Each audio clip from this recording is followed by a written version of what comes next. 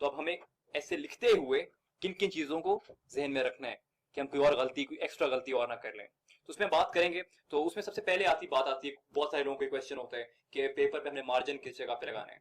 तो अगर हम पेपर पे देखें, मार्जिन की बात करते हैं, तो इसका कोई पेट रूल नहीं है कि आपने इतनी फिंगर छोड़ के लगाना है या फिर इतना रूलर यहाँ पे रखना है और इतनी इंच छोड़नी है जगह। इसमें कोई ऐसी पेट बात नहीं है। उसमें यही है कि अगर ये आपका पेपर है, तो इस पे एक तरफ जो मार्जिन है वो तो एफपीएससी ने पहले से लगाई होगी, जो दूसरी तरफ मार्जिन है वो आपने खुद लगानी है।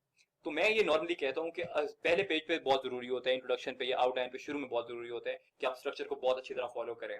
और मैं आउटलाइन का बताता हूं कि आउटलाइन आपकी इस जगह से स्टार्ट होगी और अगले पेज पे जाएगी और अगला पेज आपका पूरा होना चाहिए, और यहाँ पे आके आपकी आउटलाइन खत्म हो जाए और उसके बाद आपका इंट्रोडक्शन इस जगह से स्टार्ट हो। जब आपका इंट्रोडक्शन यहाँ से स्टार्ट होगा, आपने लिखी यहाँ पे हेडिंग नहीं लिखनी, यहाँ पे आपका इंट्रोडक्शन ही स्टार्ट होगा, ये लाइंस आएंगी, पूरी लाइंस आएंगी और आपकी आखिरी लाइन पेपर की थीसिस स्टेटमेंट आइडियली होनी चाहिए। अब बहुत सारे लोग क्वेश्चन करते हैं कि सर हमारी राइटिंग बहुत बड़ी है तो हमारी तो नेक्स्ट पेज पे जा रही है। तो उनके लिए ये टिप है कि उन्होंने मार्जिन कहाँ पे ड्रॉ करना है। उनके लिए ये टिप है कि वो मार्जिन, फिर अगर उनकी राइटिंग बड़ी है तो मार्जिन को थोड़ा सा नैरो कर लें। जिनकी राइटिंग बारीक है वो कहते हैं हमारा ऊपर खत्म हो रहा है, तो वो मार्जिन को थोड़ा सा बड़ा कर लें। तो जिनको ऐसा लगता है कि उनकी राइटिंग बहुत छोटी है और वर्ड्स पूरे, उनको लगता है कि वर्ड्स पूरे कर भी रहे हो तो एग्जामिनर को शायद ये लगे कि वर्ड्स पूरे नहीं हो रहे, तो वो ये कर सकते हैं, वो अपने मार्जिन को थोड़ा सा बढ़ा सकते हैं। तो ये बड़ी ट्रिक है। फिर एक और क्वेश्चन है कि मार्कर कहाँ पे यूज करना है। एक बात बड़ी जरूरी है समझना कि मार्कर का ऐसे से कोई ताल्लुक नहीं है। ऐसे आपने बोल्ड में नहीं लिखना, आपने आउटलाइन बोल्ड में बनानी है जाके। जब आपकी आउटलाइन कंप्लीट हो गई, आपका मार्कर साइड पे चला जाना चाहिए, मार्कर की कोई जरूरत नहीं है उसके बाद। तो आपका मार्कर आउटलाइन में कहां कहां पे यूज होगा, आपके हेड में, इंपॉर्टेंट हेड जो आपके सर्कल किए होंगे, इंपॉर्टेंट हेड्स जो हैं उनमें आप मार्कर यूज करेंगे। सब में इंट्रो हो जाएगा, फिर बॉडी वाले पैराग्राफ्स आ जाएंगे और फिर कंक्लूजन आ जाएगा, वहां पे आपने यूज करना अपना मार्कर। उसके अलावा कहीं पे नहीं यूज करना। कहां पे नहीं यूज करना ये मैं बताता हूं। आपने बॉडी जब आपकी शुरू हो गई ऐसे की, तो मार्कर यूज करने की कोई जरूरत नहीं है। बहुत सारे लोग पूछते हैं कि सर हमने ये कोट फैक्ट करना है, हमने ये कोटेशन लिखनी है, तो क्या मैं इसे मार्कर से लिख दूंगा, जस्टिफाई करके तो बड़ा खूबसूरत लगेगा, बड़ा अच्छा इमेज आता है। नहीं, उसकी जरूरत नहीं है। मैंने आपको बताया था कि आपने हमेशा उसको राइटिंग में मर्ज करना है। अगर आपका ये पेपर है तो आपने उसके अंदर ही मर्ज करना है, अपने कोट को मर्ज करना है। आपने पूरा कोट ये लिख दिया, उसमें फिर ये है कि अगर आप इसको कोई थोड़ा सा जस्टिफाई करना चाहते हैं, बोल्ड करना चाहते हैं, आप ये समझते हैं कि कुछ नजर आए इस तरह का कि आपने एक्स्ट्रा किया है, तो आप मार्कर से फिर मत यूज करें।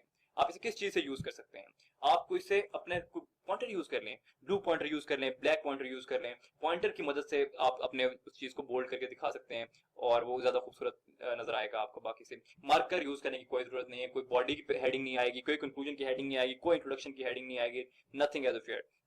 तो हमने मार्कर जब ऐसे स्टार्ट हो जाएगा फॉर्मल, तो उसके अंदर कोई मार्कर की कोई जरूरत नहीं है। आपका सारा पेन से होना चाहिए और एक ही पेन आइडियली होना चाहिए आपका।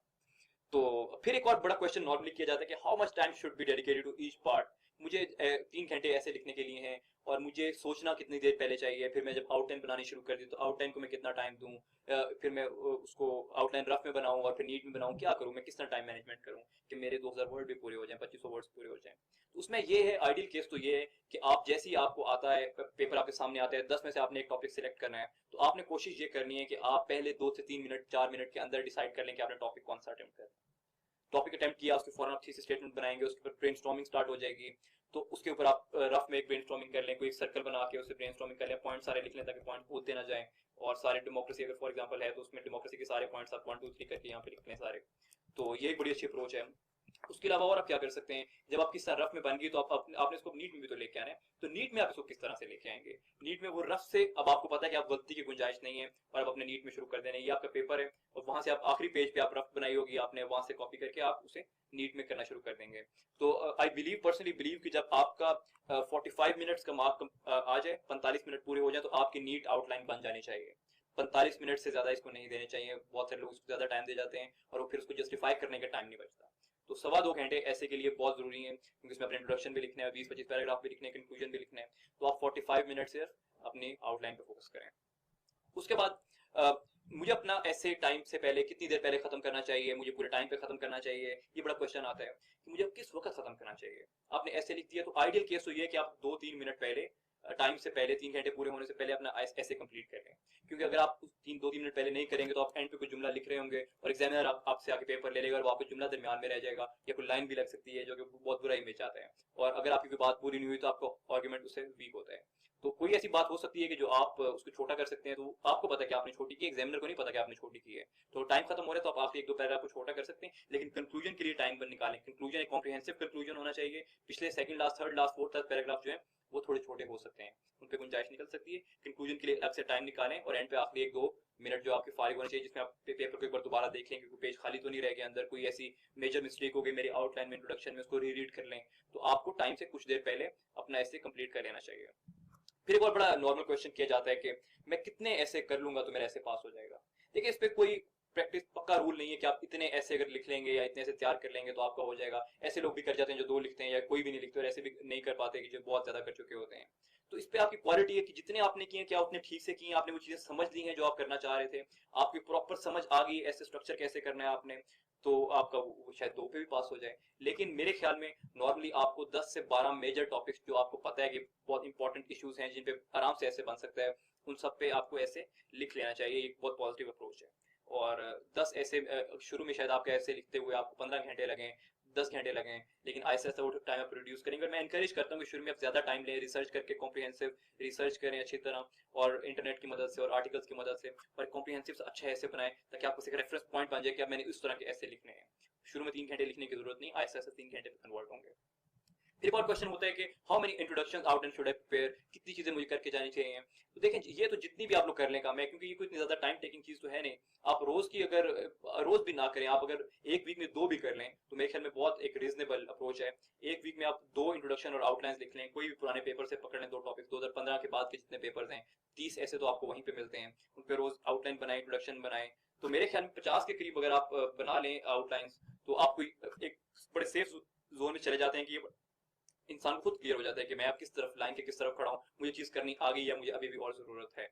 जो अच्छे कैंडिडेट्स हैं जिनको लगता है कि वो पहले से वेल प्रिपेयर्ड हैं, तो वो तो 10 से 15 आउटलाइन से भी काम चला सकते हैं बड़ी इजीली। उनको समझ आ जाएगी कि क्या करें, 10 से 15 आउटलाइन लिखे, इंट्रोडक्शन लिखे, उनको पता चल गया कि उन्होंने किस तरह से अपने टॉपिक को बनाना है, डिफेंड करना है, आर्गुमेंट कैसे डेवलप करना है।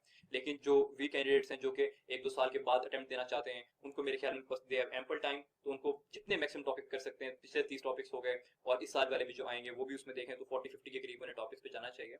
और जब टॉपिक्स की बात होती है तो हम देखते हैं कि इंपॉर्टेंट टॉपिक्स अगर हैं तो हैं कौन से। तो ये टॉपिक्स तो इतने सारे दुनिया में हैं, और पाकिस्तान डोमेस्टिक इश्यूज भी चल रहे हैं, लिटरेरी टॉपिक्स भी होते हैं, कोटेशंस भी होती हैं, तो प्रोवर्ब्स भी होते हैं, तो हम किस पे करें। और जब टॉपिक्स की बात होती है तो हम देखते हैं कि इंपॉर्टेंट टॉपिक्स अगर हैं तो हैं कौन से। तो ये टॉपिक्स तो इतने सारे दुनिया में हैं, और पाकिस्तान डोमेस्टिक इश्यूज भी चल रहे हैं, लिटरेरी टॉपिक्स भी होते हैं, कोटेशंस भी होती हैं, तो प्रोवर्ब्स भी होते हैं, तो हम किस पे करें। तो उसके लिए मैंने कुछ आप लोगों की आसानी के लिए मैंने कुछ टॉपिक्स आइडेंटिफाई किए हैं जो कि मैं समझता हूँ कि इंपॉर्टेंट टॉपिक्स हैं। लेकिन इस बात में आप लोगों को डिफरेंशिएट खुद करना है कि टॉपिक क्या चीज है और क्वेश्चन क्या है। मैंने आप लोग पहले बताया भी है कि टॉपिक के अंदर से डिफरेंट क्वेश्चन बन सकते हैं, और आजकल जो ट्रेंड चल रहा है वो एक स्पेसिफिक क्वेश्चन पे होता है जिसके ऊपर आप स्टांस लेते हैं।